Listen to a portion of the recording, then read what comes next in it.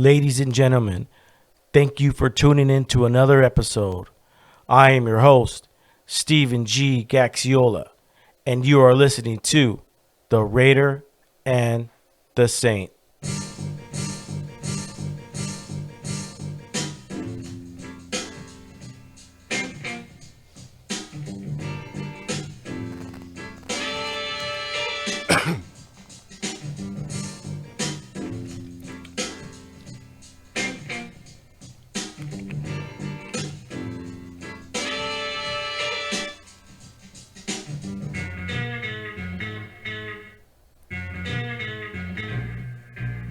Anybody here is up to it?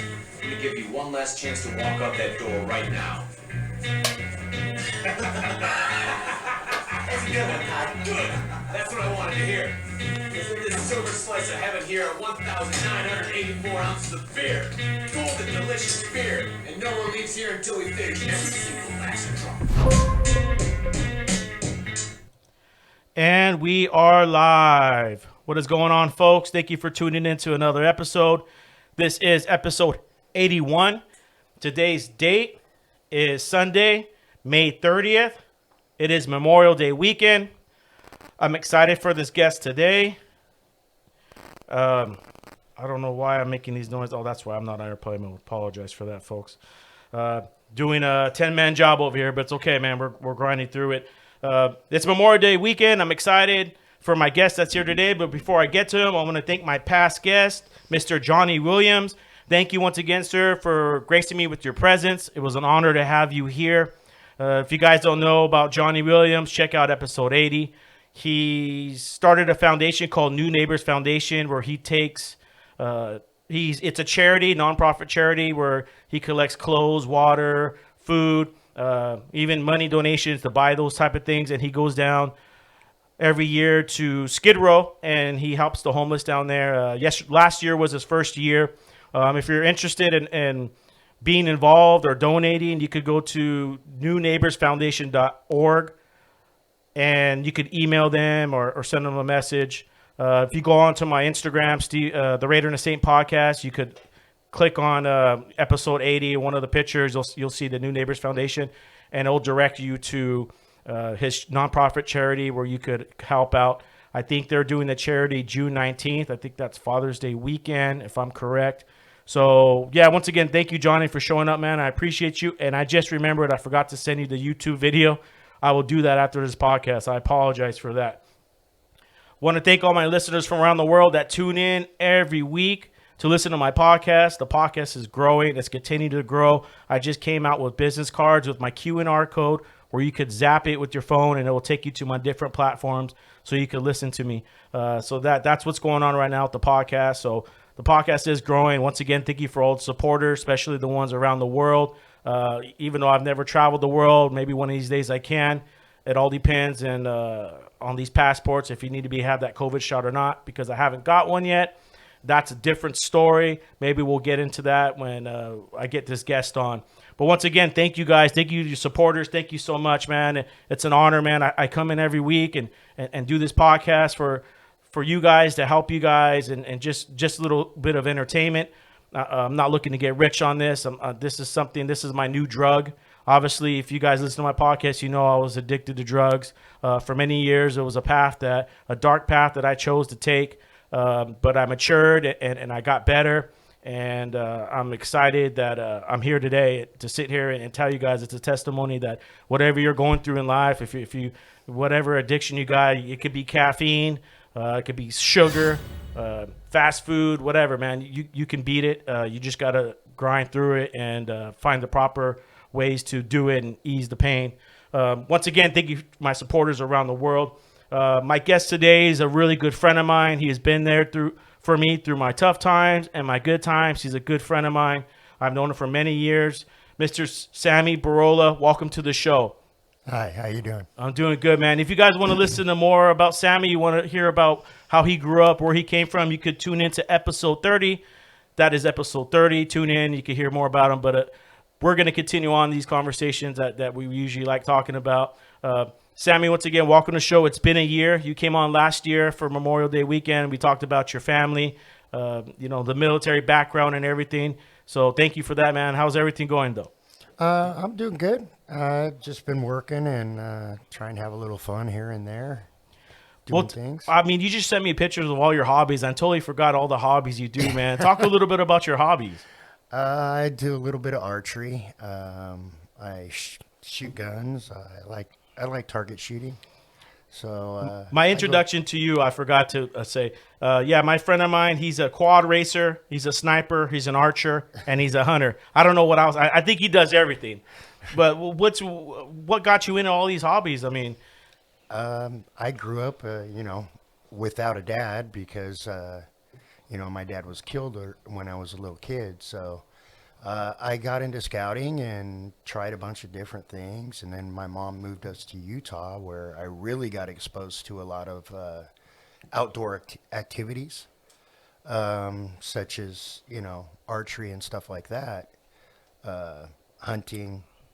I had a couple uncles that took me hunting and stuff like that. So I did that at an early age. You can only go. what's the biggest thing you've ever hunted down? A deer. How much did it weigh? Probably about 300 pounds. 300 pounds? Yeah. When's the last time you got hunting? Probably well, it depends on what you're talking about. You can hunt anything. I know nothing about hunting. I want to get into hunting. I mean, I do own firearms. Well, for shooting at the range and stuff like that. the way I feel about it is, unless you're going to eat the animal. Well, I would eat it for sure. Yeah. Okay, yeah. I mean, it's you're taking something out of nature. You might as well, use it for food if you're going to do that, or at least give it to somebody who enjoys that kind of food. Do you think it's cheating that because that's how our ancestors used to find their food was hunting and gathering? Mm-hmm. Do you think it's taken it away from us when it's so easy now just to go to the store and get it? A little bit. I mean, heaven forbid anything happens to our country. Yeah. And that becomes a problem for everyone. The skill set you need to hunt and to do the kinds of things that you need to do. I mean, it's not just hunting. I mean, you got to clean the animal. You got to know what you're doing. Mm-hmm. Because if you don't, different organs can contaminate the food. Killing it in a bad way can make the taste of the food. And, you don't want to make the animal suffer anyway. So you got to do it cleanly and nice. Mm-hmm. You got to be accurate. So when you shoot, when you're aiming to kill the deer, where are you aiming at? Aiming at the heart? You aim at the front. The front. Front right shoulder here. When you hit the front right shoulder, it goes through and does what it needs to do to get to the vitals, and it does bring the animal down quick. Could you kill the animal another way, like shoot it in the middle of the stomach area? It depends on how it's facing you. Mm-hmm. Like in the human body, depending on how I'm facing you, is where you're going to aim. Mm-hmm. Because if you're trying to hit the heart, that is, even if you play a hunting game, it's the front shoulder. Because if you hit the neck, you probably don't hit anything vital. The animal can run. The whole time it's running, adrenaline's running through the meat. I wonder if there's any private schools that offer courses where they teach you how to hunt. Oh, you can take hunters classes. Yeah. But I think it's a necessity, though. Maybe. Well, sure. Where it needs to be put into public schools. Well, no, it's what it is if you so choose to do something like that, especially in rural areas. Yeah. They offer that. Yeah. Hunter safety course. You have to take it to be able to get a hunting license. And you can only get a hunting license when you're 16 to hunt, large game. And even in scouting, when I was a kid, they had a training that you could take that would teach you the target shooting so that you could get into your hunter safety course, and you got a merit badge for it. Yeah, because I was at Royal Rangers growing up. It was like the Boy Scouts for Christians, And we learned a lot about, how to tie ropes and stuff like that and how to start fires. I never got into the hunting part. I don't know if they offer that. I went all the way till I was in it for about 8-9 years. But hunting is something I definitely want to get into. It's something that I'm looking to do, and learn. It's just trying to find the time. People say, well, there's always time. There's always time. You just got to make room for it. But it's like, do you know how hard it is? The smell. If you're crawling in the grass, the deer, they look up and they look around and they smell you. You got to know which way the wind's blowing. And it's definitely an art. You have to. You're trying to get something that's naturally smart in its environment, and you're new to that environment. I mean, most people that go hunting for deer and stuff like that, they pay big money to go to other states, like California. Is there hunting here in California? I mean, obviously there is, but I'm sure there is. But it's not as good as It's probably more northern California than southern. I mean, we don't really see a lot of deer down here. We're pretty, populated areas. You go up in the mountains, you're going to find them. Yeah. When was the last time you saw a deer running through town? Yeah. You know what I mean? Coyotes, but no deer. Oh, gosh, coyotes. They're crazy in our neighborhood, aren't they? Dude, I've had them in my backyard. There's no more cats in my neighborhood. There's a bunch of stray cats. They're gone now. And they've been trying to get my dog, too. Really? Yeah. Kona? Yeah, remember my little dog? Yeah, I remember. Yeah. So she hangs out all day long, and they don't bother her. Come nighttime, I got to bring her in the house because there's a couple times I let her out, and she starts making this weird cry, and I open the door, and there's a coyote sitting in the backyard, just looking at me. In the backyard? Yeah. How did he get in your backyard? They jump the wall. That bro. wall's huge. That 6-foot wall, they just jump over it, bro. I'm telling you. Yeah, because when we punish our dogs, like if they won't listening or they get off the leash and they run out in the street, we got to chase them down. We'll put them in the backyard. We usually bring them in now. We'll bring them in the house. But at nighttime, if they didn't behave, we have a little pen out there for them. It's probably like 5 feet. And I'm surprised Coyote never jumped over because they're pretty small dogs. Oh, they run right through the neighborhood. Yeah. I got pictures of Coyote right here. Seriously. So how long have you been hunting for? Your whole life? I first went deer hunting when I was 16, when I got my hunter's license. But I hunted small game long before that. I probably was about 5 the first time I ever hunted an animal. Wow. Yeah. And it was rabbits, and because my Uncle Lee lived in Oregon, it was a little town called Malin, up near Klamath Lake. So, they had duck hunting and all that stuff there because that's like one of the largest. I probably never seen so many ducks in my whole life except around Upper Klamath Lake. Wow. I got a picture in my house that it's kind of like a dusk picture with like the red hue in the background. Dude, there's so many ducks sitting on this lake. It almost looks lumpy. And what do you guys use to hunt duck? Shotgun. Shotgun, right? Yeah. Yep. And then, your small game, you're using a 22. 22, so ducks, you're using... You're not trying to destroy the animal, you're just trying to... But you're using buckshot. Yeah. Obviously, not no, birdshot. Birdshot. Yeah, birdshot. Yeah. The little small pellets in there. Yeah. Little small BBs. Yeah. So you done duck, rabbit, pheasant, quail. Yeah. I want to go turkey hunting now. I know. I heard coworkers have done it before. They said I could take my pistol grip out there and just, you could use birdshot. I think you use birdshot or? I want to use my bow. That's what I was going to get to. I was going to say, what guns are you using? And then when you get up to it, bow hunting. Yeah. I think that's the most, it's like being badass. Anybody could go aim and shoot a gun, and that's hard. Don't get me wrong. That's hard too. But using a bow and arrow, to sit there with the bow and arrow and shoot. I mean, a target like turkey has got to be hard. Well, you gotta stalk the animal. Number one, get close enough to it that you can actually take a clean shot, and you've got to know where to aim at it. I have an archery, range in my backyard that I've set up. How often are you practicing? For a while I was practicing, but over a year ago I had shoulder surgery on my left arm. Oh man. Yeah, I tore my rotator cuff, my labrum, and my bicep at work.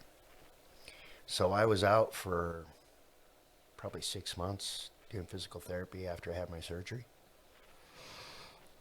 When was the last time you gone hunting? Was it before that then? I haven't been hunting with my bow in probably 25 years, 30 years.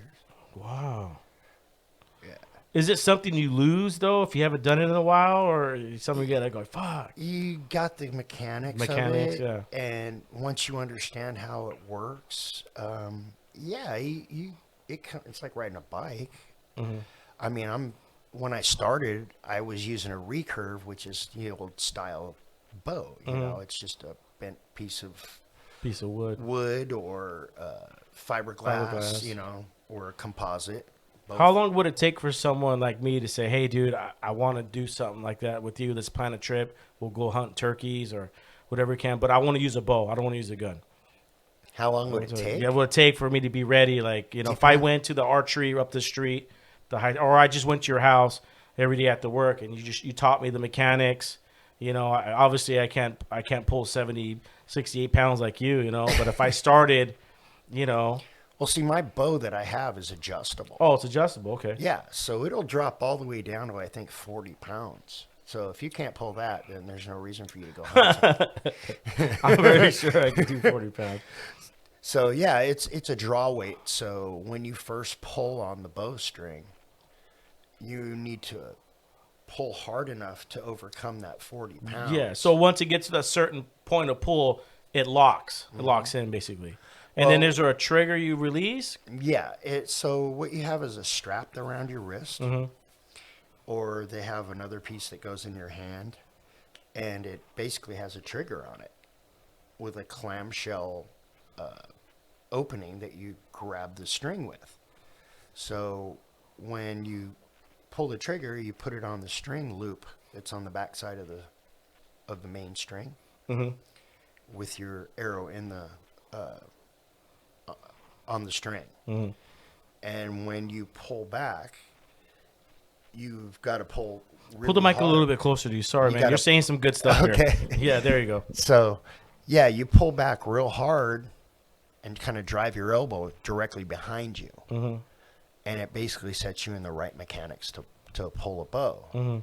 And then you have a sight that's mounted on your string, and it's just a round loop that's actually, they take the string and open it up because it's spun. They open up the strands when it's loose, and they put this little eye loop in there. So that's your sight with your eye. That's basically your rear sight on a gun. Same thing. And then there's a front sight on the bow, and then you have your target, just like a gun. So if I'm aiming, obviously my right hand's going to be here. I'm using my left, or I could do either or. Huh? Are you right-handed? I'm right-handed. So your right hand is the one, your power arm. So that's the one I'm pulling back? That's the one you're pulling the string with. I don't know. I feel more. I mean, what eye would you use then? So if I'm right-handed, You use both eyes. both eyes. Yes. You got to understand something about hunting or using a gun. If you close an eye trying to aim, half your vision range is gone. So even with the regular gun, you got to use both eyes. Well, wouldn't you like to know if there's another animal coming running right square Because you always at see in you? the movies, one dude's got his eye closed and the other one's open, and Well, you can shoot that way, but what are you doing when you close your eye? You lose half your vision range. so if I'm looking through a scope with my right eye, the left eye is going to be open too. Yeah, you want to see where your target's at. It's very easy to look at your long distance vision. Make your eyes lock in at a long range. Like right now, you're staring through that wall. Okay, if you look like that and then pull your gun up in sights, I can see my front and my rear with both my eyes open. It's not a problem. What you do is you Oh, focus so it's like your having- eyeball into looking at what you're looking at. So it's like having, like I used to wear glasses. I used to be nearsighted. So instead of having both lenses to correct the eyes, it'd be like one. Well, in All it is zooming it in. yeah, one eye if you're zooming in, using- the other one's not. If you're using a scope. Now, if you're using iron sights, what they call iron Iron sights, yeah. Okay, you've got a front sight. Okay, so if I'm looking at the target and I got my front sight and I got my rear sight and I focus on both of those through what it is and I pull the trigger, I'm hitting my target if the gun's sighted in. If the gun's sighted in, I'm hitting my target. Yeah, the last time I went shooting was in Arizona. Shout out to my boy Jay Nix. I went down there. He was on my first podcast, and he's into guns. We built our guns. He used to be my neighbor, so we went shooting, and I haven't gone. It was a while before that too, but I did pretty good. There was a lady next to me with her husband, and I was shooting my AR, my AK, and just having a good time and just putting my mind in different scenarios and just having fun. And she tatted me and she was like, "You shoot good." And I was like, "Thanks." Like I thought I did too. I was like, I was doing pretty good. But with the AK, I mean, it goes so damn fast. And there's a guy next to me. He was doing the ones where he's sitting down, he's dialing everything in, and he's taking 10 minutes to shoot one shot, if that, maybe longer. He was getting mad because the shells, we had the 100 round drums. They were and the shells are going on his side. He got mad. He was like, "Can you switch on the other side?" And then he kept bitching because Where were you at? I was in Arizona Okay. where was I? Prescott, not Prescott. I was in Phoenix. I was in Phoenix, Okay. and so I went down there and we went bought ammo and. Is this an outdoor range? It was an or- outdoor range. Oh, okay. And so it was me and two of my other friends, and he kept telling me, like, I didn't know the rules. I forgot. I didn't know we had to sweep. We've been indoor. Indoor, you just they don't sweep. Do we sweep? I don't remember sweeping. Yeah. Indoor range, they have a guy that walks around behind, or you can grab the broom You could grab the broom, and, yeah. and push the shells Well, out. you know what I mean? I didn't know. No, the other two, the one who lives there, I would think he would take the initiative, and the dude's like, "Hey, man, you got to clean the shells." I was like, "Dude," "Sorry, here, yeah, no problem." And then he got mad because our shells were flying towards him, and so he wanted us to move, not move over. We're same stall, but Yeah. just move over more. And then he got mad because since I was on that, no, this is what happened. So we were on the far left side, but our shells kept flying over. Yeah. So then he wanted us to get over. And because the net, there was a net, but the net was only so high. So Yeah. our shells were going over the net. And so when we moved over, yeah, no problem. I was shooting the AK at the time. We had like 25, 50, 100, but we're in the way the bullet was going, it was hitting his target. His target was all the way out there. Oh. And my bullet kept hitting his. And he's like, "Hey, man, you watch where you're shooting." I'm like, and I was like, "Dude, you're ruining my experience, dude. You're ruining my experience." And I didn't want to say anything because I've heard people getting shot at the range. Isn't that what's his name got shot? That guy from American Sniper, Oh, yeah, Chris Kyle. Chris Kyle. And I was like, I don't want to start anything with this guy. He's got everything set up, a beanbag, his gun on it, and he's dialing shit in.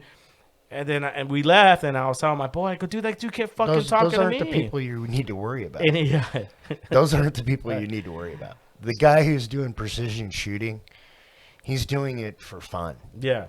It's a challenge to yourself. Can I put that same bullet, another round, right through the same hole? That's it.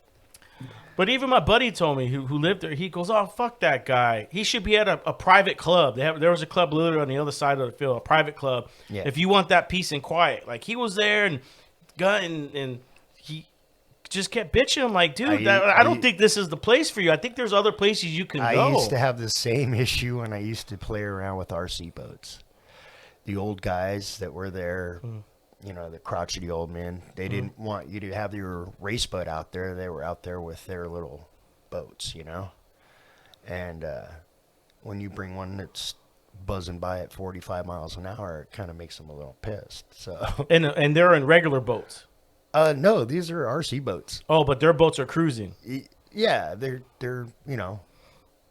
basically putting around, and then you've got boats that do over 100 miles an hour. Are these boats that they have, are they expensive? Oh yeah, Really? yeah. RC boating. Yeah. I was into RCs. I had an RC. It was just like, man, the maintenance on those things. So I like gas. Yeah. Gas. That's what I ran. Yeah, I like gas. I like the sound of the engine. Now electric, they're just, like Teslas, dude. They got that new Roadster coming out. It's supposed to go 0 to 100 in like under a second or like 1 second. Oh, they're great until something bad happens. Yeah. Have you ever seen one burn up? No, I haven't. Yeah, they used to. I used to go over to Lake and go play with my RC over there. You know, when I was out of work, or because I had a few injuries through life.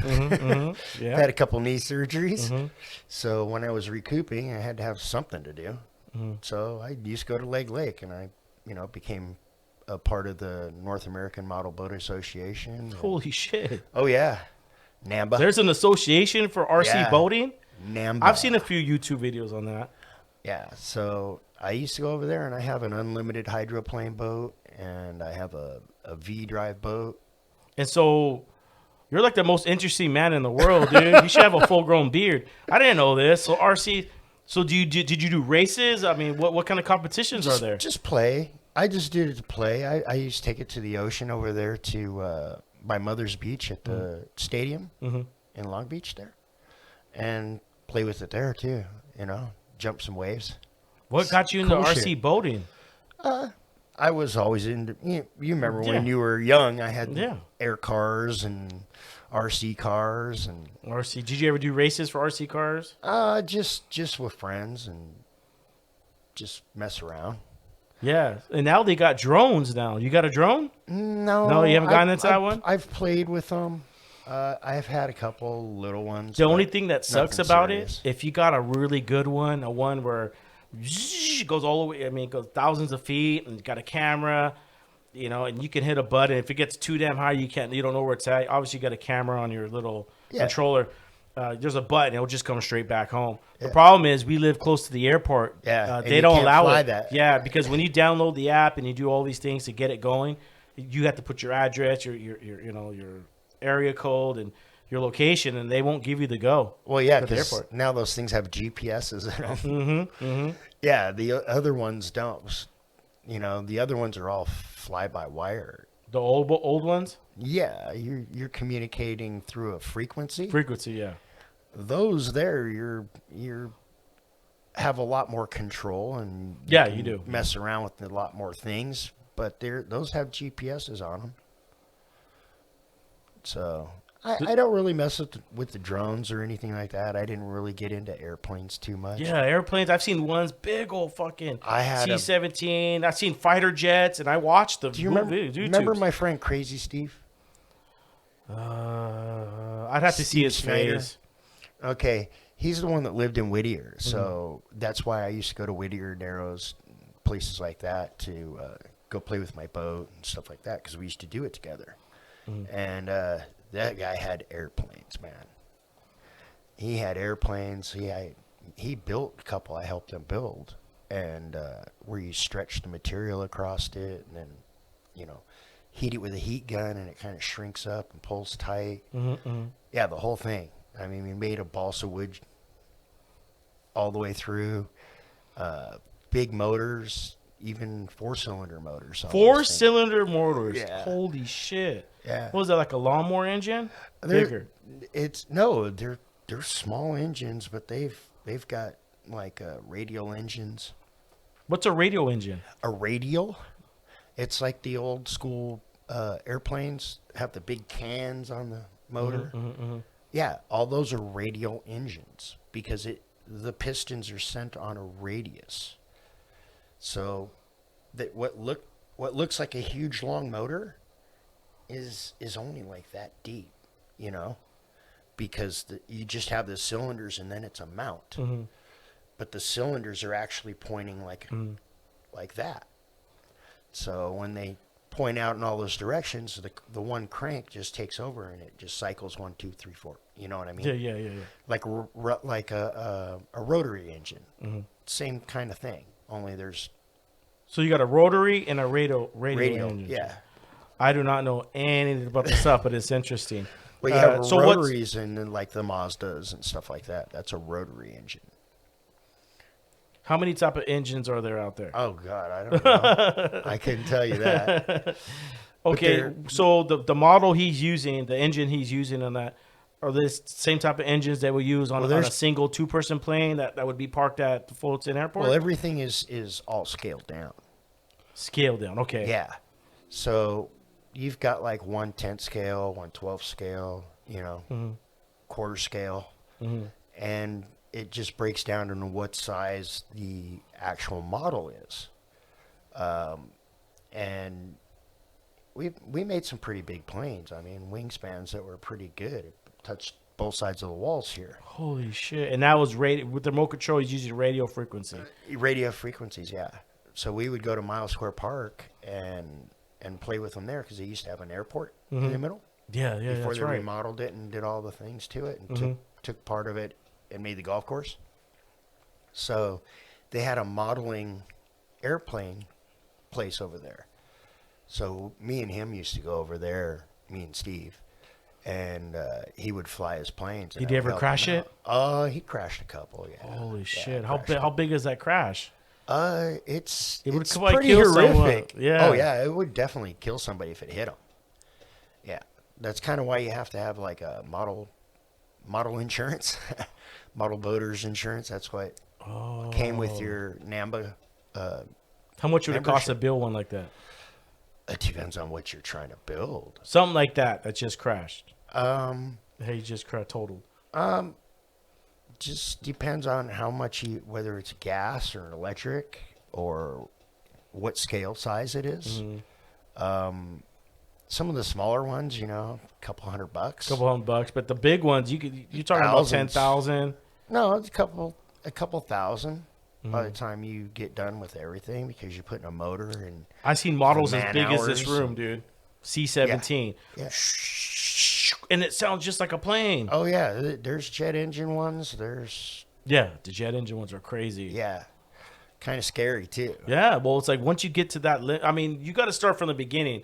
My son wants me to get him a good drone. I said, first of all, you can't fly because of the airport. But I had a small drone. I go, master this first, and then we'll upgrade. Yeah. You Well, you got just to have to take him somewhere like the beach to go play with it. Yeah. Take him to the desert. Ain't nobody to say anything out there. We went to Joshua Tree and Well, that'd be perfect because he could explore all the way around, or take him up to Calico, up there, or go cruise some sand dunes with that thing.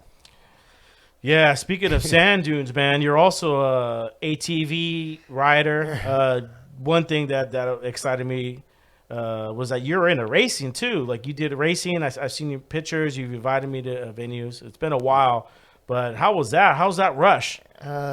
It's fun. It's actually fun. I always wanted to do some kind of racing. You know my story. I've been riding since I was 7 years old. Riding dirt bikes. And when I got to be an adult and after I had the girls and they grew up, I decided, you know what, it's time for me to get a toy again. So I bought a Can-Am DS450. And I have been everywhere on that thing. I've been to Northern California, Oregon, Nevada, Arizona, all over Utah. All over California. I've gone from Glamis to Pismo. Have you raced? When's the last time you raced? 2015, 16 year. So it's been about 4 years since you got on it. Do you plan on getting back on it? Not to race, but to play. That's it, huh? Yeah. I remember you would tell me all the battles. I'd come over after work, have a few talk ends. You're like, dude, and you're like unloading, and still got your gear on. You're like, yeah, man, it was some top dog. It was a top dog, and you're like, and he said I threw mud in his face with the back tire, and you were telling him the stories, and I feel like their stories were so vivid. I felt I was there. Oh, I got glory days. I still got pictures. But yeah, I won a few trophies. I won second place in this Ivy League Flat Track Association for quads for the year. I took second place 2 years in a row. The 2 years that And I is there an age category? No, it's No? unlimited. So was the quad category. It was unlimited. Bring whatever you can. No age limit, no age limit. Nope. And I was going against guys that, had 20K worth of hop-ups on a But you knew $10,000 quad. But you knew the course. You knew how. Well, it was flat track racing. What does it come down to? It comes down to technique and getting the power to the ground. Just like any other racing. But yeah, I had some fun. I mean, I had a stock Can-Am DS 450 racing against guys that had KTMs and all raced out with all kinds of gear, put on their stuff, and then somehow or another I got my Can-Am to go across the finish line first quite a few times. Yeah, that's crazy. I even got Jeb McManus involved in it, and me and him raced together for a couple of years. Yeah, Damn. It was fun. What happened? Why'd you stop? Just Grandpa got sick. okay. Had to stop. Those are some. I good went years, through going through a divorce. That put a big stop on it. I mean, because it costs a little bit of money to go out and play. Oh yeah, it does. And then when you wreck, like That was what I was getting to. Did you wreck? yeah, I got a YouTube video. You can look it up. Oh. Uh, How will we look it up on YouTube? What are we looking for if people want to look? Quad Racing at Del Mar. Quad Racing out Del Mar. What's the page? That's the page? Yeah, and you'll actually pull it up on YouTube if you Google search it. And you'll see my yellow Sammy Can-Am. Barola? Yeah. You'll see my yellow Can-Am upside down. I got struck coming out of the second turn. And basically, we hit tires, and I went up and over. It bent my rear axle, my front steering arm, my steering neck where the handlebars connect, and dislocated my left thumb. So, All you got is dislocated your left thumb? uh-huh. Holy shit. Lost a couple teeth racing, Were too. you scared when it happened? Or when you're done, you're like, oh, fuck, dude. It happens so quick, you just react. Mm-hmm. You try and pull off the cat move and land on your hands. Well, or I used to have a GSXR 600 Suzuki. know the bike well.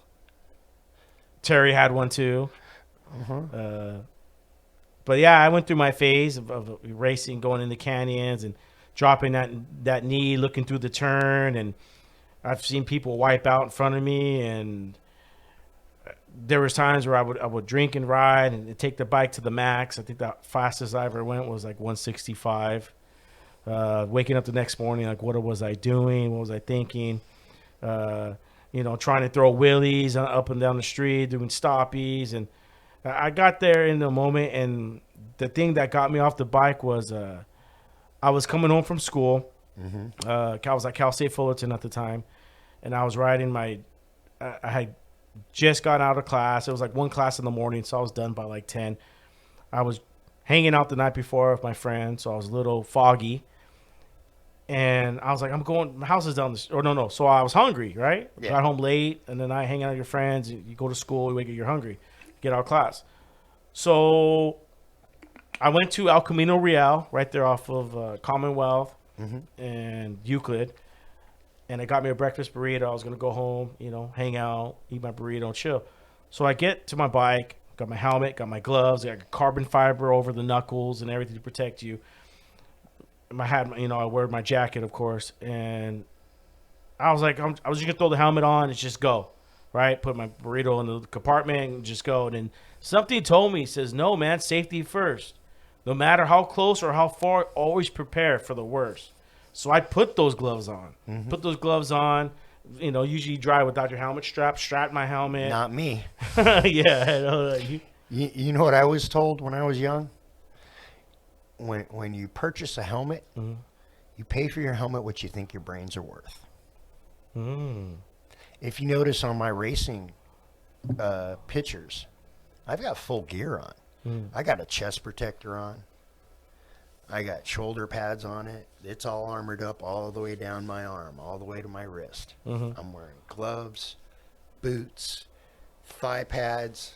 Even my butt had something on it. And so, yeah, I did all that like I usually do. I took that out of my mind and go.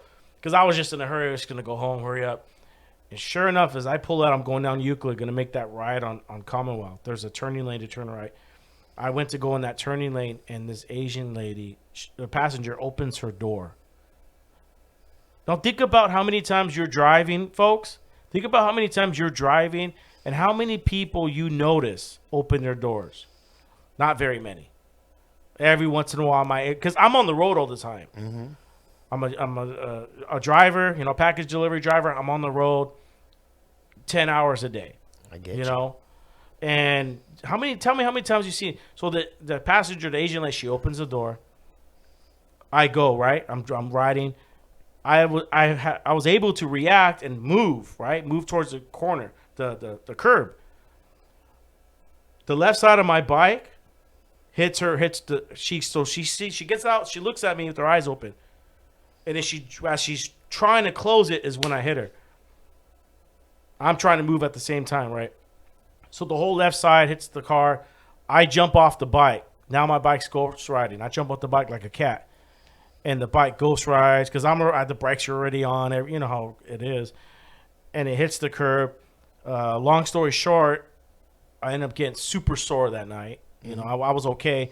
But if I didn't have those gloves on, those carbon fiber gloves over the knuckles, they're bent in. I still have those gloves. They are bented in. And you know how much force you need? Because my knuckles did hurt. It felt like after the initial crash, your adrenaline's rushing. So you don't feel anything. Yeah, I'm good. Yeah. I go to, the cops come, everything. But when I got home an hour, 2 hours later, man, I was like a fucking stiff board, because your body had to react. But if I didn't have those gloves on, I probably would have broke every fucking bone in this hand. Yeah. They saved my life. Saved my hand. Is it for a reason? I don't know. But they totaled my bike because the top frame was a dent in it. Yeah. And they said we're totaling your bike, and I never bought a bike after that. It wasn't that I didn't want to. It kind of just, I don't know, man. Just kind of blew you over. were also single riding too. Yeah. Okay. When you go with somebody, you got somebody that you're kind of paired up with. It's a different kind of riding. Yeah. Even when I go riding in the desert, never go by yourself. The first time I experienced that was I used to live in Utah. So I could go out my backyard, go across the main highway and never see anything but dirt for any direction I wanted to go.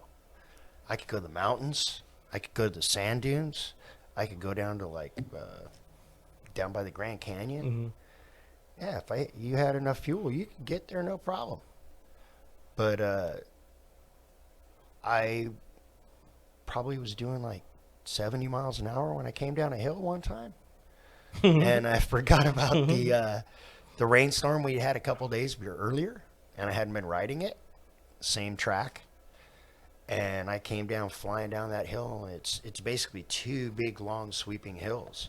So I was maxed out because when you come through this little dip area, you kind of get a little jump off of it, and then it's just a long, flat straight because there was a turkey farm right there. So I was going to go down the turkey farm fence line, and then I lived way at the other end. And I lived way, way at the other end. So I'm flying down this hill, and I see there's kind of like a little ravine across the road because the water had washed it all away. So I turned the bike sideways one direction, turned it back the other way. I straightened it back up, and because there's no way you could pull the front tire up because it's a dip. Yep, yeah. Yeah. So I hit that thing, and it grabbed my front tire and flung me somersault. I landed on my back, feet first, and then slid for like 10 feet. And it knocked every bit of wind out of me. And I was staring at my house going, I'm going to suffocate right here. Yeah. I can't breathe. I can't get air back in my lungs. And I was 12 years old when that happened. But I've done crazy shit my whole life. You know, I did downhill skateboard racing. What? Oh, yeah. I've seen how far, like, I'm still riding my skateboard at 53, bro. so you're doing downhill. Through I know, I'm national parks, yeah. Have you seen the videos of the dudes are doing like 70, 80 on the skateboard, and they're my like leaning in? fastest time? My mom clocked me in her car. I was doing 63 through Snows Canyon. And doing the turns? Yeah. Well, what else? I mean, yeah. What else? Well, you're like, you tell it straight. You know, you're doing hills. That was back in the 80s. I didn't know you were that hardcore, dude. Oh yeah, Dude, I watch those videos all the time. They're insane. yeah. We used to make our own gloves, man. We didn't have. What kind of gear. skateboard were you using? How long was it? I had a Christian Hosoi hammerhead, and Pal Peralta bones with the skeleton ripping out the bottom. Yeah. So how was the length? Like a standard? I don't know too much about the skate. It's the old school boards, so they're a little bit longer and a little bit wider than what the kids ride now. Ones they ride now are real kind of narrow. And Send me a picture of it. A picture of the board. I want to look at it. Yeah. They When you can, yeah. they have UHMW plastic that we had for rails underneath the bottoms, and you used to take those rails and cut them up in little pieces, and then countersink holes in them, and put little screws from the skateboards, and you would put it through the hole, and then you could put your hand down on the concrete, you know, and turn around backwards and do all kinds of How would stuff. you stop bringing the board? No? Just turn sideways. Turn man. sideways, yeah. Scrub off speed. I still got some of my original wheels that my brother found, because my brother lives in our old house. And he found some of my old skateboard wheels, and literally the inside edge is coned in. So the outside edge of the wheel, the outside edge of the wheel is a lot larger diameter than the inner edge of the inside, and that's from scrubbing off speed. How old were you when you were doing this?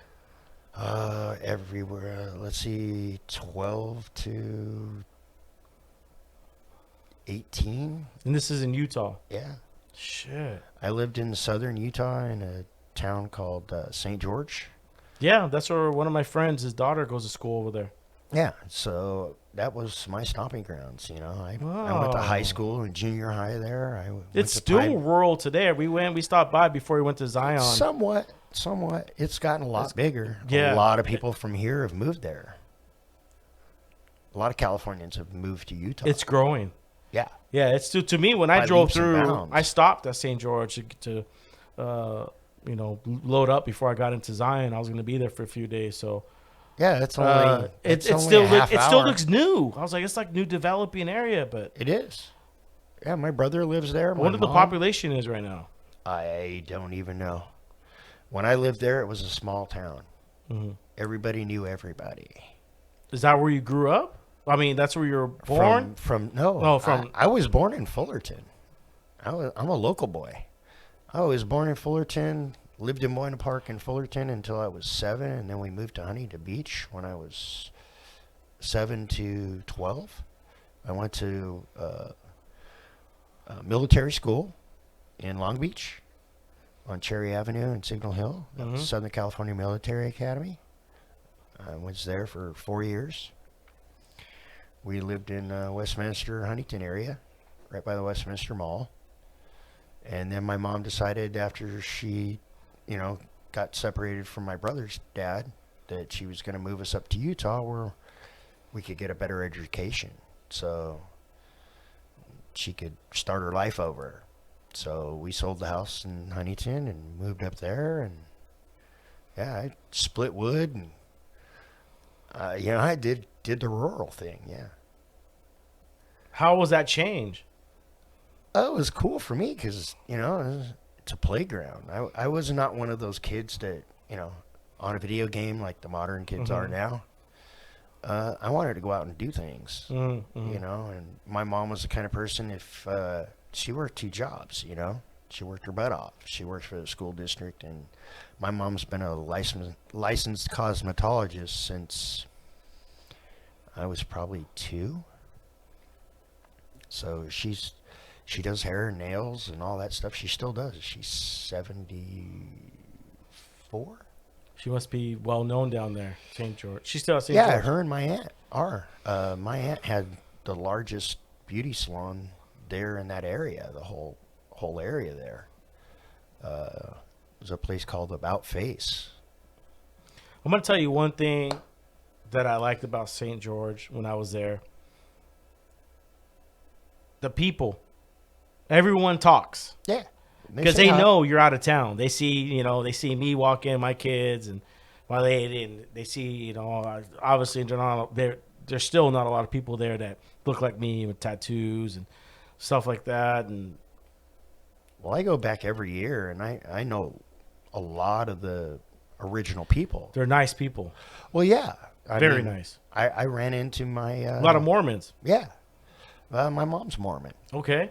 She was married to my stepdad in the temple, and, I grew up in the Mormon religion. My tax guy is Mormon. Yeah. Very good people, man. Beautiful people. Yeah. I spent most of my childhood in the Mormon church, so I know what it's like. But I choose to follow a different path. And that's okay. But me and my mom are totally cool with it. My mom's my bestie. I can call my mom and talk to her about anything, No, we're really close. Me and my brother are like best friends. When I go up there, I try and share my time between my mom and my brother. But what's cool is they live a couple blocks from each other. So it makes it kind of easy. And when my brother's at work, I spend time with my mom. And then when my brother gets out of work, we go shoot the shit and drink beers and go shoot guns and ride quads. And they're Mormon, and then you're not. My brother isn't. Isn't either? Okay. No. My brother's like me. Only a little crazier. A little crazier? Yeah. Oh, no. I don't know if I want to meet this guy. You don't want to mess with my brother. Who's older, you or him? Me. And how old are you? I'm 53. You're young, dude. Yeah, he's 7 you years. You stuck for a bit. You're like, you're 50. You're young. I'm 40. Yeah. Yeah, I'm not a young whippersnapper. Like a lot of the people from the neighborhood, the young family with the everyone's starting their families now, and mine's already well into it. I got grandchildren now. Yeah. I got 2 grandchildren, a boy and a girl, and my grandson's gonna be 10. Yeah, 53 isn't old. To people that are 18 and 20 and 25 and even 30s, well, you're not too far away. Trust me, those days go by quick. Oh, yeah. Before you blink, Yeah. Have a couple kids. That time goes real quick. It goes super fast, man. I got an 18-year-old, and then I got a 12 and an 8-year-old. So I got every aspect of having kids, and let me tell you, man, it's a full-time job for one parent. Yeah. They got 2 parents living in the household, so I can only imagine. Well, remember the neighborhood. I mean, I was kind of a parent to all you guys. Yeah. And you guys used to have fun at my house, and we made sure that you guys had a safe area to have fun, blow off steam. Yeah. But it was cool, and we just had another a barbecue at Mac's house last night, and which is my neighbor, lives a couple doors down, and the whole neighborhood was there, and I was kind of surprised not to see you there at that time, but no one invited me. Yeah, bro. I guess, no one invited guess me. you didn't hear about it. I'm not cool enough.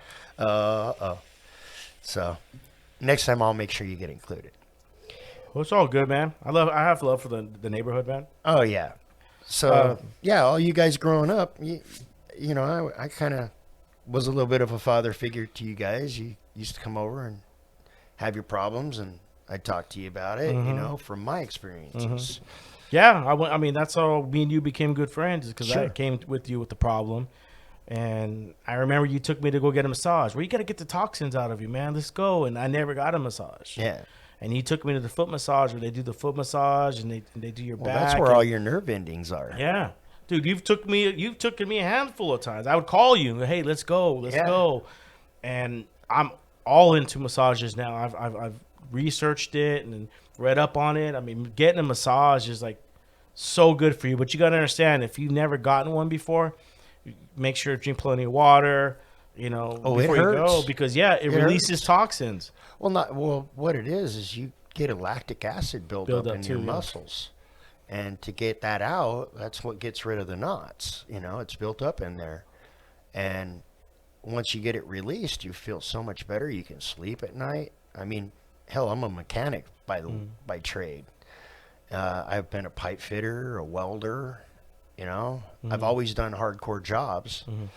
And, you know, I have suffer from back pain all the time. It's mostly muscular, not, spinal or anything. Yeah, I got 2 herniated discs into my L5, L6. Yeah. It was having back problems. It was bad for me. There was times I couldn't get out of bed for a week. Then you don't want to race I'd get better. quads. Yeah, there's a lot of things I can't do no more. I can't go and play basketball or flag football. I used to play golf twice a week, 3 times a week. Play basketball that same weekend, and my back went from sore the next day to sore for 2 days, 3 days, and you're working through the pain. You're still going to work. They call us industrial athletes as being a UPS or driver. Oh, so yeah. then it went from then it would just snap, and then like my whole back, I would hear a pop in my back. That was the muscle fibers popping and releasing. And I couldn't get up for weeks. Yeah. And I had to go down this path of taking pills and trying to get, and then I didn't know anything about, inflammation. And once you start learning about these things of inflammation and what causes inflammation, it comes all the way down to your diet, which I'm trying to get some guy, he's a vegan, I'm trying to get him on the show. But it comes down to your diet, what you put in you, obviously rest and water. But when you're young, you're in your 20s, doctor says take these pills, you'll feel better. Here's the muscle relaxer, and you take them thinking, okay, I'll feel better. When you know nothing about your nutrition, how your body works, what type of chemicals cause these inflammations, and it comes down to your diet, what you put in you. And I went through a phase too, and it's. Can I go play sport? I could probably go play basketball. I can shoot around, but if you think I'm going to go out there and touch the rim and do all these, I can't, dude. I had to tell myself, okay, That's when you got to find another hobby. And I found golf, and that was cool. But I can still play golf once around, but I can't go out and start hitting the ball, buckets of balls every day and getting in. My body has its wear and tears now, dude. Yeah. And people, you making excuses. Like, no, I put myself through some shit. You ought to try archery. Yeah, that's what I'm asking. It's going to be the same thing. You've got to have a lot of shoulder power. And then you tossing boxes all day long, that makes it a lot harder. I know where you're coming from. Remember, I used to drive truck also. Yeah. So, what I do This now. is the problems of getting old, huh? Well, you pay for what you did, and I played pretty hard. I mean, like I said, I've been down at 60 miles an hour on a skateboard and gotten tossed on my face. It happens. I like you. I used to knee drag. I had a crotch rocket, and my first bike was a Kawasaki AR80 Cafe race bike. A buddy of mine, his dad owned a Honda shop. And some exotic shit would come through there, and I'd get to ride it. The scariest bike I ever rode was an RD 400F Daytona Special. It was a straight race bike, and it's a 2-stroke 400. Man, you want to talk about a power band? It was hard for me to keep the front tire down through all 5 gears. Yeah, it was pretty cool, man. That was a quick little bike. You're talking a 2-stroke 400. I remember I had my it was a 600, my Suzuki GSXR. Terry had a 750, and someone had a 1000. Yeah. And I was on the 1000, and let me tell you, first gear in 60 miles an hour. Oh, Could have yeah. gone to 100. Oh yeah. And still not have redlined it. Yep. Remember riding that bike, and I was so scared. I go, it's the same bike, looks the same. It just says 1000 instead of 600. And I told myself, to myself in my head, I said, why would they make something like this? It's so dangerous, I always dude. wanted a GSXR 1100. Yeah, the Yeah. old school ones. Yeah. It reminded me of the old school Mustangs Fox bodies. Oh yeah. I love them. The Hyper Sports model. Mm-hmm. From the 80s. Mm-hmm. It's like 86 to 89. Those are the badass ones. With the snorkel coming out of the top of the gas tank. Yeah. I had a couple buddies that had those, and I did some work on their bikes. The old school GSXRs, right? Yeah. Yeah, they look like Fox bodies. I had a buddy who I put some carburetors on his stuff, and we got a Dynajet. You don't see those anymore. What happened to all those? I want to go buy one. Oh, that's It's just not just ride it that's up and my down the dream street. bike if I was going to ever You can't get a find street them. bike. Yeah. Yeah, no. Those are great. We used to go to Rosarito during the summertime. My lady's family, her Nino built a house literally on the beach down there, Rosarito, right at the end. But those freeways, they going from Rosarito to TJ.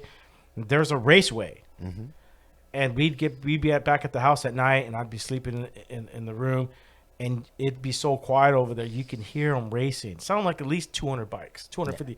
And I was 18 at the time, just turned 18. My parents were allowing me to leave the country. And that's what got me into bikes. See, I would hear them. And then somebody told me that what they did was a race. Everyone would put money in, and they would have a race, because you would hear them start. The start to where they went, you can hear the whole thing. The race start, they're all revving their engines, and then you hear,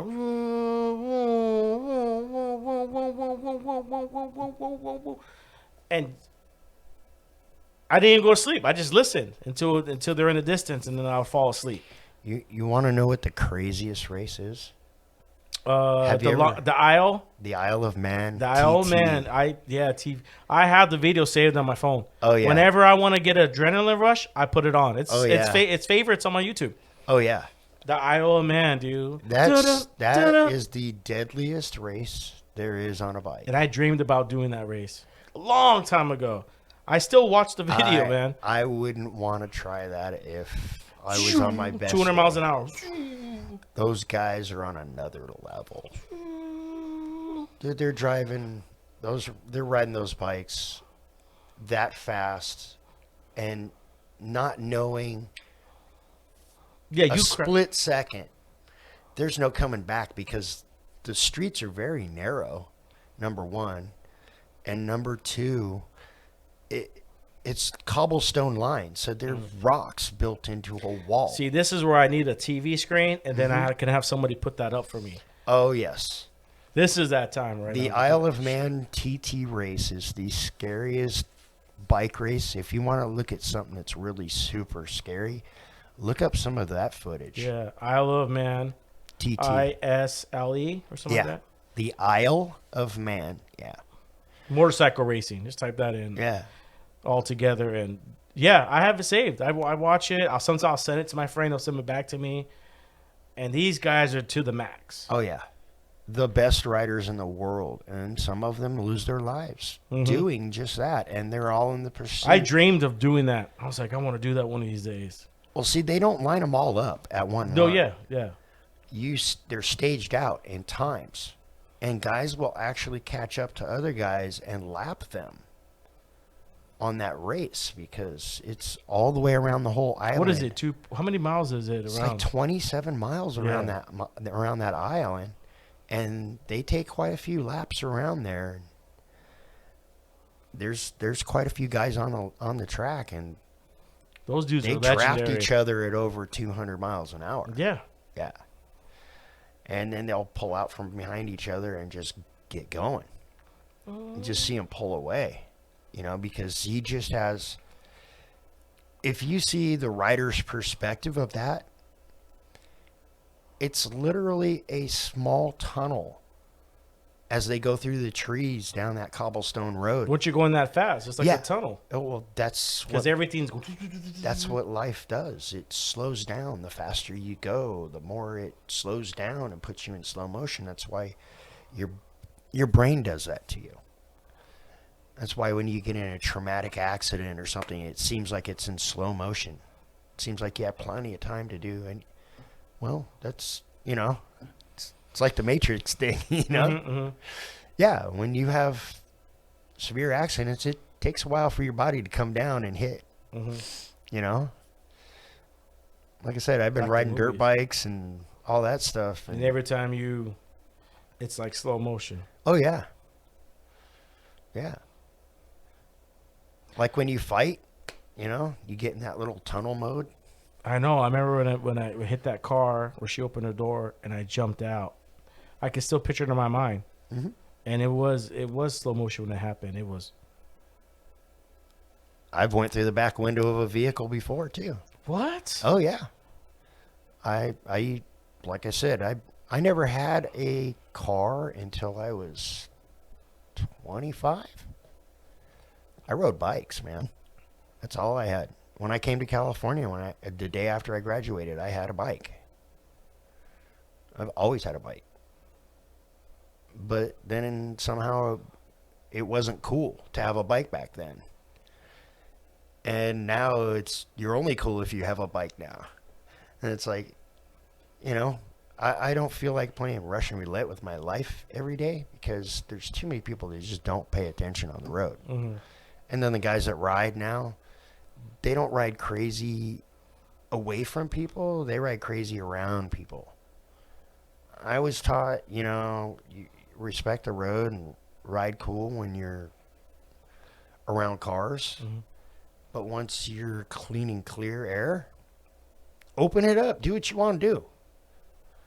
I mean, I ain't trying to pull wheelies at 70 miles an hour on the freeway and do stunting and things, but I've hoisted a tire at over 100, and that's not something that's too fun. You pop a gear and you're going flat out on a big bike. That front tire will float, especially when you're going through a turn. It's not a good thing.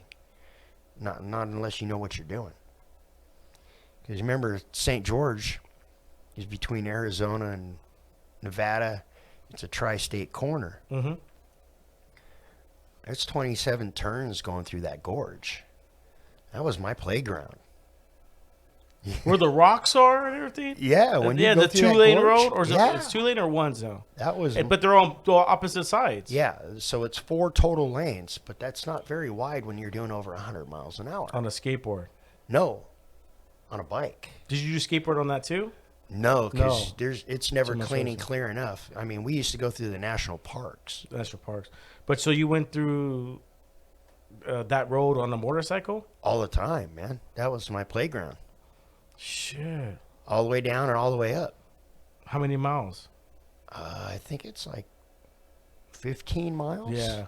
15, 20 miles? Yeah, it takes you about an hour to get through there. No, it takes... In a regular car? It takes 25 minutes to go from the bottom to the top.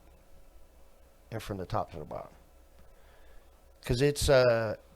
St. George is only 2 hours outside Vegas. Mm-hmm. It's an hour and 45 minutes, 2 hours. Yeah, about 2. Depending on how heavy your foot is. Yeah. I travel at 80 and 90 typically, so. I was doing 80 on the way up there. I want to do 90. Guess it doesn't make a difference, though.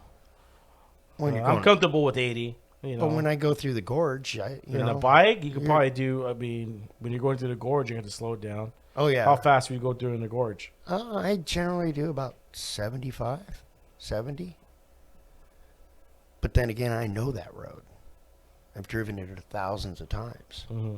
Literally thousands of times. Yeah, when you first do it, you're like cautious and like that's how I was when I was going through the gorge. Oh yeah, just like going up a mountain and Big Bear.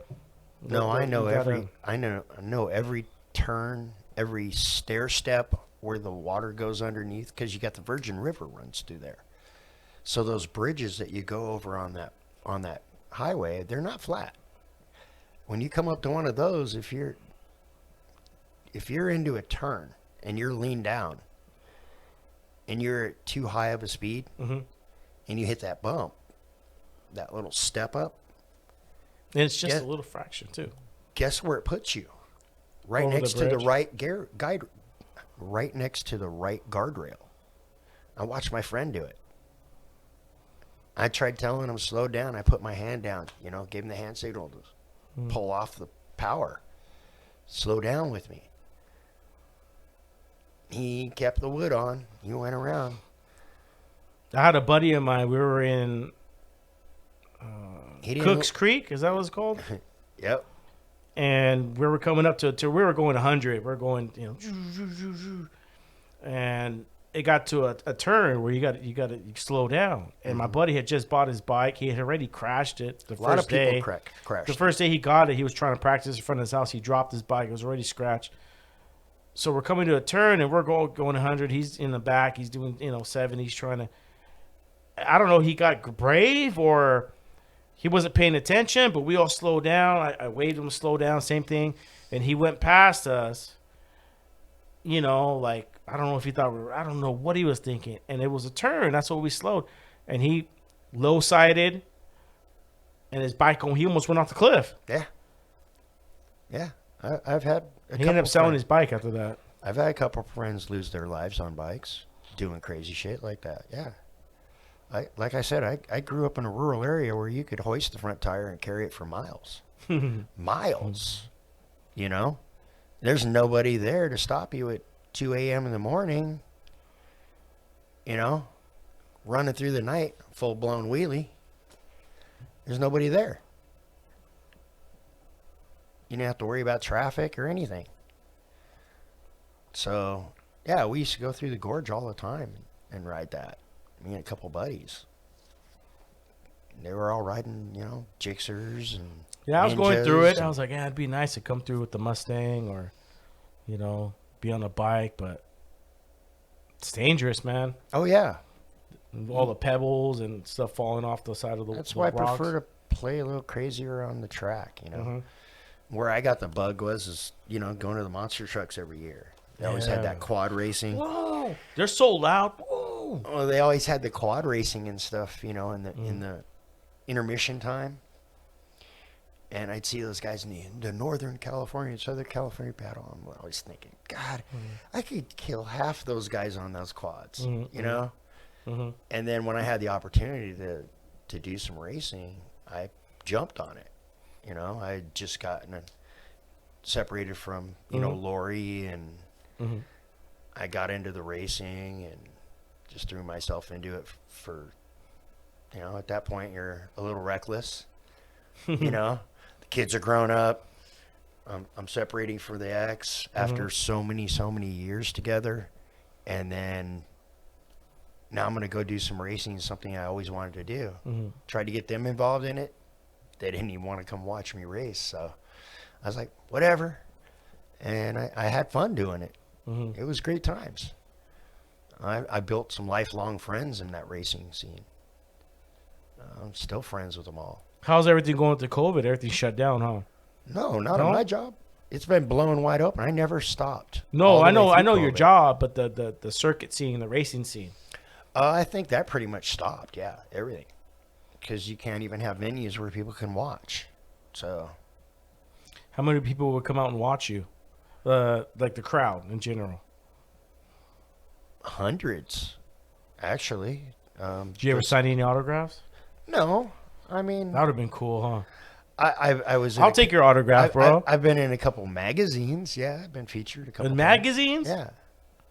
SNS Sand Sports. Really? Yeah, That's cool. I dude. still got a couple issues that I'm in. Yeah, I could show them to you. Yeah, I definitely would want to see it, man. I got trophies on the wall. Yeah. Dang, man. You remember Monty, right? From Yeah, the yeah. neighborhood. Mm-hmm. He's the one that got me into the flat track racing because I was his pit mechanic for 2 years. What's the difference between flat track and dirt? Flat track is a balancing act on a dirt bike. Generally, you take a dirt bike and they put street tires on it, and it's on like a sandy soil, and it's got a certain moisture content. Okay, so it's not blacktop. No, it's all dirt. But after you've had, 50 riders go on it, it develops a blue groove line just like any other dirt racing sport, Mm-hmm. So there's a layer of rubber that sticks to the dirt, and it becomes grippy there. And yeah, you got enough power. You've probably seen the bikes down at Costa Mesa where it looks like a bicycle front wheel, and it's just a motor, and they, front tire comes up real easy. Mm-hmm. That's different. That's speedway, and this is flat track. Flat track is basically a balancing act as you go through that turn. You're not laying the bike down like speedway. You're going through and you've got one hot shoe, which is a metal plate on the bottom of your foot, Mm-hmm. and you're putting your foot all the way forward and extending it in front of the bike out by where the front fork is. Mm-hmm. And that's your balancing foot, and you're basically turned completely sideways, locked out, going back and forth like this, so that you can balance that swing of the ass into the tire, because you're constantly trying to propel forward. So you've got it. Same thing with quad racing. I mean, if you see some of my photos there, yeah, I've got my quad completely sideways going through the turn because that's the only way to get through the turn. Yeah, you could putt around through it, but the only way to go and carry your speed is to actually pitch out and counter steer. So you're actually steering right to go left. It's different. So you're sliding in a power slide. No, I'm thinking about it when you're telling me, you're describing it to me. Yeah, I get it. Yeah, Just like drifting in a car. correct. So you're drifting on dirt with either a bike or a quad. Some guys ride a three-wheeler. It's about balance and speed. You know how Correct. fast you can come in at this turn and get it to the max before you're on the borderline of flipping over. Yeah, but with a quad, it's more counterbalanced than anything because you've got a pretty heavy object, Yeah. and you've got to throw your body completely over the other side of the bike. You're basically hooking your calf on the seat and leaning the rest of your body off over the dirt to counterbalance that inertia wanting to roll you And you're doing what, 70? Doing like 40, 40 at the 45. turn? That's so fast. Into the turn, yeah. And it's real sandy soil, so if you could go faster, but you'll end up off the track because you just won't get any grip. You'll just slide right out. You won't have any forward momentum. Damn. But So what's next for you, man? You got any plans? no, not really. I just play around with my hobbies, and I go shooting and play with my archery and try and go to a concert again. There you go. You single? Yes. Ladies, if you want to go with him to a concert when everything opens up, you can hit Sammy up at, where can the single ladies get a hold of you at? I have a Facebook. I'm on Facebook dating. Sammy Barola. I'm just trying to find somebody who's, likes the same things I do, have a little bit of fun. I like to go to the beach and ride my mountain bike down there. And What you're cruise saying around. is I don't spend time in the house, wanting to sleep. No, I'm either at work or I'm at home. I'm not the barfly kind of guy. I'm the guy who likes to go out and Be outdoors. fun. Yeah. I've probably been to 200 concerts in the last 4 years. Sheesh. What type of Before music you like COVID. listening to? Metal and country, I rap. I like it all. Honestly, I do. No, I know you do. I was playing rap. You were bouncing your head. Once again, Sammy, thank you for so much for coming on the show, man. It's an honor to have you on. It's been a year. The podcast is still growing. Yeah. We're doing good. I'm glad you're doing good. You've always been someone that's been there for me. It's got really good advice to give people, man. You're open-hearted and you don't judge people. You don't look down on people, man. You encourage people. You're just like me. That's just here, man. Let's have a good time and look at, man. And things happen in life, man, but we keep moving forward. I deal with people all day long. I'm an RV mechanic, and I have to explain to customers how to use the thing, how to work on it, what I had to do to fix it so that they know what to look for because they probably didn't utilize it right. So, yeah, I have big company He's also a dealings handyman too, folks. So if you want to look him up, Sammy Barola, you could look him up on Facebook. I'm on Instagram. He's on Instagram. Type in Sammy Barola. Yeah, you'll find me that way, or it's Sam the Bandit. Sam _Bandit. Yeah, I believe so. Yeah. So once again, man, thank you for coming on the show, man. You're always welcome. You're part of the Raider and the Saint podcast, man, and I'm excited to see next year, man. This is Memorial Weekend. Let's make it a tradition. Sure. I want you to come on every Memorial Weekend. Thank you so much for coming on the show, man. No problem. Once again, I want to thank all my listeners that tune in from around the world. Thank you so much for tuning in. I love you guys. Thank you for all my friends, family, supporters, co-workers that tune in to this podcast. Every podcast is going to be like a bag of Skittles. You don't know what you're going to get. So once again, thank you guys. I love you guys. I will see you next week. All right. Peace.